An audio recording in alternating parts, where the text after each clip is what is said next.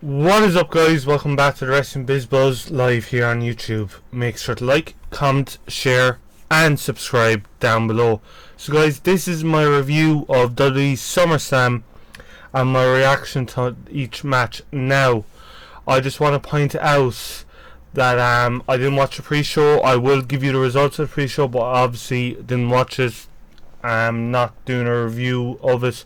The only match on the pre-show that I would have even considered watching is the 12-man tag match, due to the fact of there was a storyline based around it. The other two matches were, there was two matches that had stories based around them, and then the Dudleys versus Neville and Sami Zayn, I just feel was thrown together like, hey, here, there's a match, job done.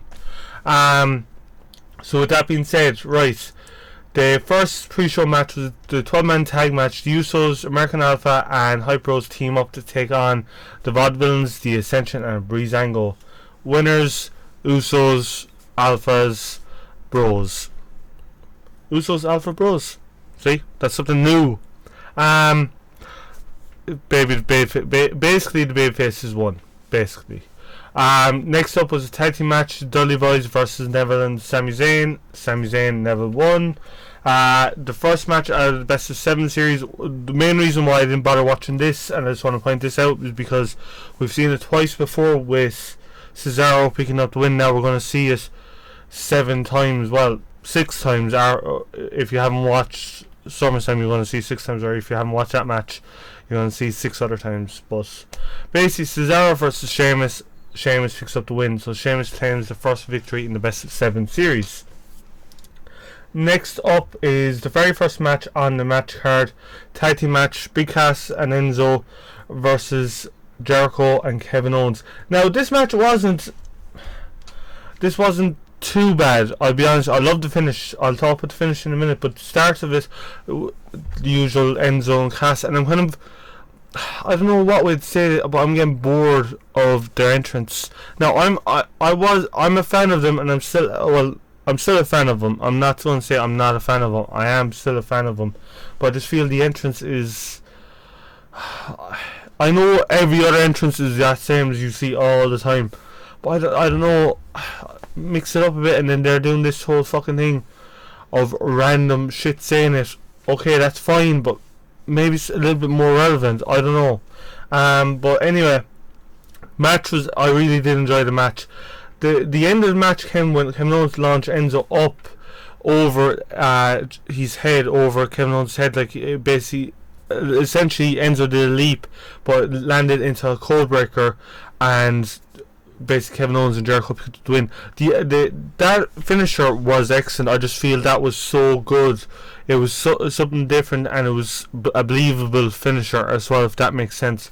The rating of this match, I'm going to give it a 2 out of 5. It was a great, decent match, but I don't know, I'm kind of getting tired of both Cass and Enzo, and I just feel even Enzo wrestling a couple of weeks in a row, I just felt it was absolutely shit. Now on to the Women's Championship match, Sasha Banks versus Charlotte. Now, did enjoy this match. I'm not going to say it was one of the best women's matches I've seen all year, because it wasn't by far. Their first round match was excellent, but this will make sense. Basically, Charlotte picked up the win. The way it happened was Sasha had Charlotte in a bank statement. Then somehow Charlotte pushed her back into a pinfall position and got the 3 count. Now I thought this was a fuck up due to the fact of, hello, Sasha's just won the title, what the fuck are you doing? Well, apparently not, and this is why this is kind of going to be 2-part. You're going to get news and also my review. Basically, Sasha has been removed from all upcoming live events for WWE. Now, when I first saw this came up right after she lost the match. Basically, it looks like Banks has lost his heart due to suffering an injury, or it's an undisclosed injury and needs time off to heal. Now, what way I want them to do this is, don't have her appear on Raw, have Charlotte come out and do the usual heel work that I beat Sasha Banks and she's not even here, she's too afraid to show up. That would be perfect for them to do. I'm hoping to do it that way. I'm hoping we don't see Sasha. When Sasha returns, she wins the title back.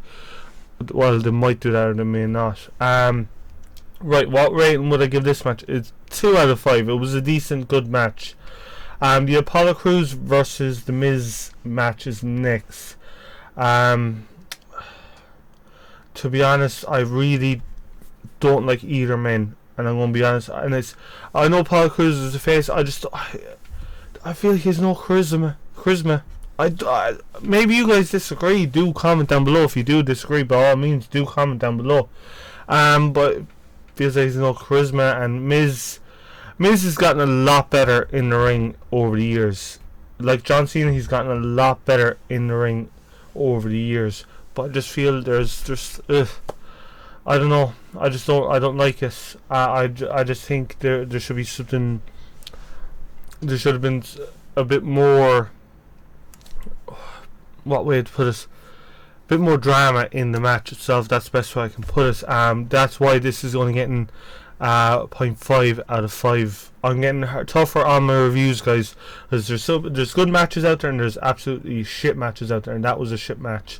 Now on to one of the best matches of the night, in my opinion. Now it wasn't by far a match of the year candidate, but it was close enough to that.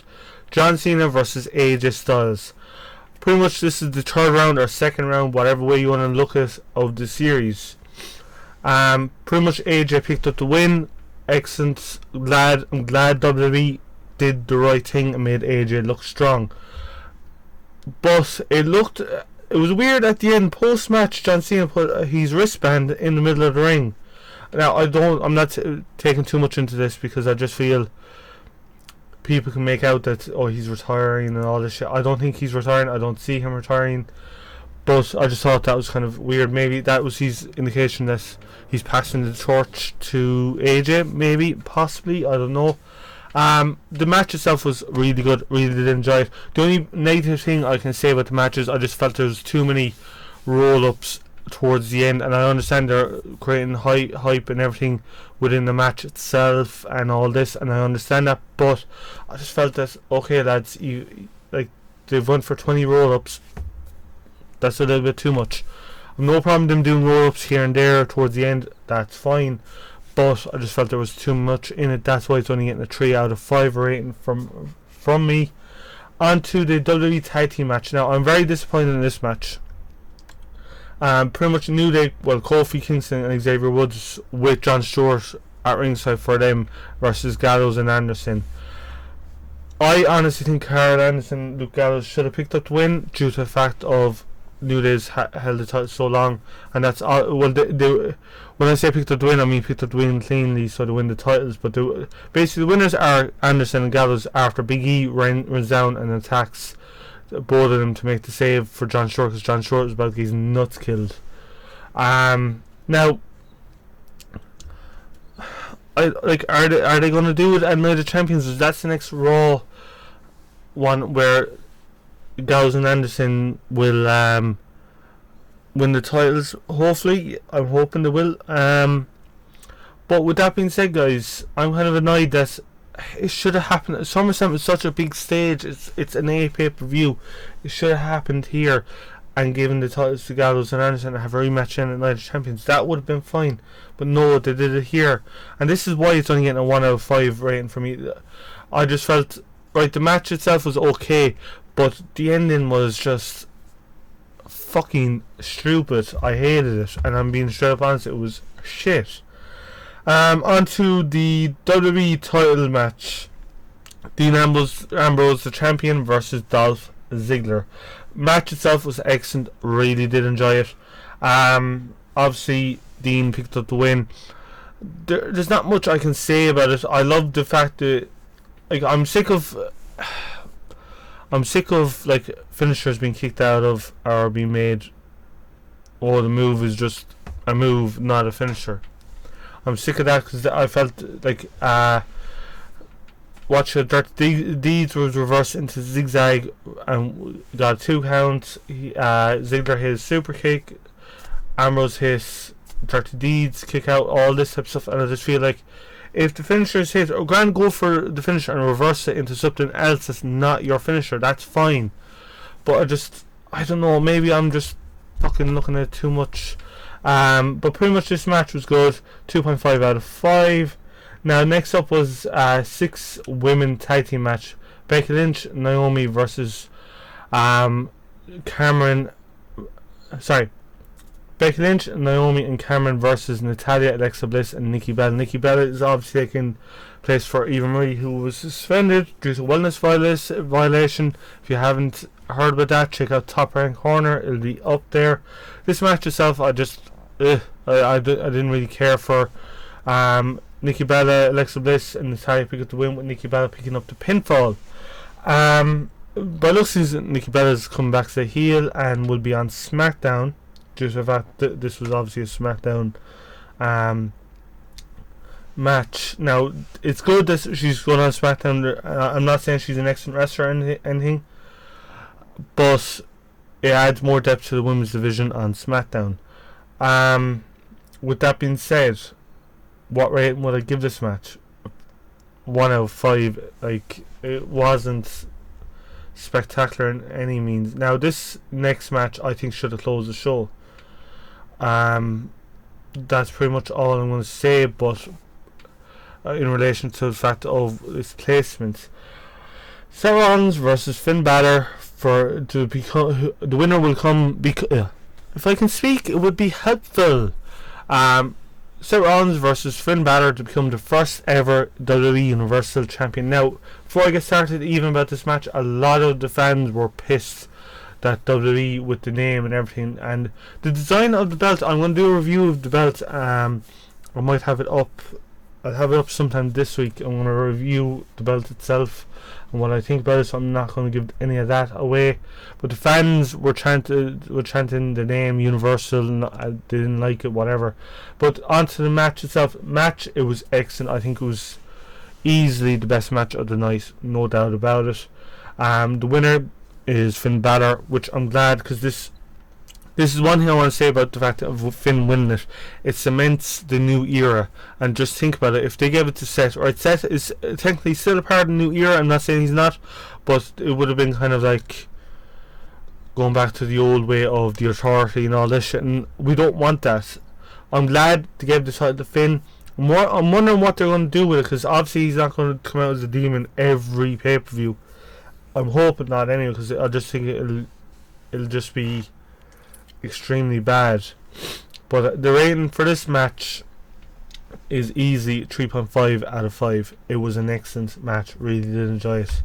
Now, on to Rusev versus Roman Reigns. This match didn't really get underway, and I'm not going to rate it, but basically it looks like Rusev, basically before the match even starts, Rusev attacks Reigns as he makes his way down to the ring, tossing him into steps and then him with him in the arm as well. Rusev tries to toss Reigns into the timekeeper's area, but is reversed by Reigns, who delivers a Superman punch. Reigns delivers a steel chair into Rusev's gut and onto his back.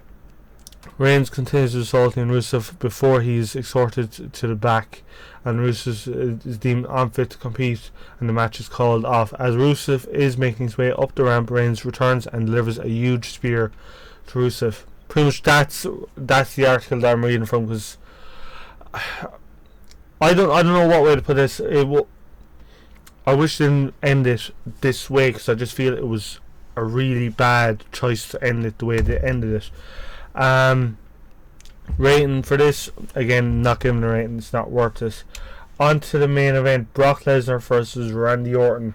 Now, this match was won by TKO by Brock Lesnar, and it came about when Lesnar essentially took off his gloves, started hammering Orton's head, and it looked like Orton was knocked out, and it didn't look fake, it looked real, because Orton was spewing blood. I don't think he bladed or anything. Now, again, I've looked before I made this video to see if there's any reports on him blading, and there isn't, so I'm putting it down to that he didn't blade. After the match, the referees, and after the match was called off, the referees were and doctors were trying 10 to Orton, and Lesnar essentially was attacking him. Shane ran down to confront Lesnar, and Lesnar hit him with an F5. Pretty much before Shane got hit by an F5, Heyman was screaming at Shane, Shane leave, Shane leave. Pretty much after the F5, Heyman started screaming, what did you do, what did you do? It was, a lot of fans were pissed about the way it ended. I was pissed about the way it ended as well. I have no problem with the way the match itself ended, but if all of a sudden you saw a car pull up into the arena, into the car park, and security surrounds it, and Goldberg's music hits, and he starts walking to the ring, and the ring gets cleared, that would have been perfect, I think. And then it would essentially cement a match down the road for Lesnar versus Goldberg at WrestleMania. That would have been a perfect way to do it, but they didn't, and I don't get that. But the rating for this match, because the ending I really did not enjoy, was a 2.5 out of 5. They should have closed the show firstly with Balor versus Rollins. I feel it would have been better. They should have done a different finish to this one as well.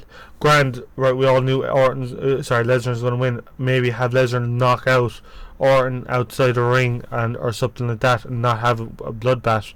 Don't get me wrong, you say fine to blood and whatnot here and there, but I just feel that it would have been better if they did it that way, with Goldberg coming out. Now, to sum up the whole pay-per-view, personally, I think it was one of the shittest SummerSlams of recent years, because SummerSlam for the last couple of years has been really good. Now, I won't say it was extremely bad. There was a lot of matches there that why were they on the card, like the pre-show match, Dudley's versus Neville and Sami Zayn. Don't get that. Why was it even on the card? So the women's title match, I understand if Sasha Banks was injured, that's fine. But same way, I'm just kind of like, they shouldn't. There was so many other ways of doing it. Like the women's match, the SmackDown women's match was so far up the card. Why? They could have had the women's title match there and have that women's match where the women's title match was. I don't get it. I don't. Maybe they didn't want to put 3 title matches together, which is understandable. But same way, is just like the Rusev Reigns match. If that was towards the opening of the pay-per-view, it would have been fine, because the placement of the 2 last matches ended with bullshit, to be honest. That's the best way of looking at it. Now, what rating would I give the pay-per-view overall? I'd have to say I'd only be able to give it a 3 out of 5. Now, it had 2 great matches. The Cena versus Styles, thought that was an excellent match, and same with the Balor versus Rollins. Loved that match as well. I just feel WWE need to do something better down the road. Again, for next Raw pay-per-view is Night of Champions. Next SmackDown pay-per-view is Backlash, which I'll be booking. Backlash, Night of Champions, I will more likely book that also. I'm still skeptical on what way I'm going to book Night of Champions, to be honest, if I'm going to have it up this week or will I put it up next week. But look, if I put it up this week, you'll see it this week. If not, it'll be next week. SmackDown Backlash is going up tomorrow, so stay tuned for that, guys. Check out Top Rank Corner again. The likes of Eva Marie being suspended, my live reactions will be up there. Make sure to like, share and subscribe, and I'll see you all in the next video.